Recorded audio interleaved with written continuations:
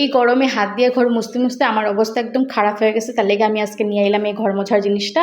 আর নিয়ে আইছি চানাচুর, তারপরে আরও বাদাম, কোটেড বাদাম আর কি আর 20 টাকার না পোস্তর প্যাকেট আসলো, তো আমি নিয়ে এসেছি আমার লেগে খালি আলু পোস্ত বানায় খামু কালকে। আমার হাজব্যান্ড কিন্তু এগুলো খায় না, তাহলে গল্প আনছি। আর এদিকে দেখো মুড়ি মাখা, আজকে মুড়ি মাখা হইব সন্ধ্যার সময়, লগে চা হইব। তো আমার হাজব্যান্ডের মুখের স্বাদটা একটু বেশি, মানে এত কিছু আনছি চানাচুর, কত কিছু রকমের চানাচুর, কিন্তু তাও আর মন ভরতেছে না। পাখি আমারে ওই যে নারকেল আছে, নারকেল অল্প কুড়াইয়া দিতে। তো আমি বুঝছি পারো না, তুমি যদি পারো তো করো, এত গরমের মধ্যে পারা যায় নাকি নারকেল কাইটটা কুড়াও তারপরে খাও, দরকার নাই।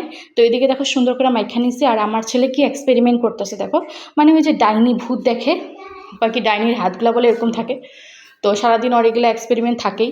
তো এগুলো করতে করতে কোনো সময় ব্যথাও পাওয়া যায়।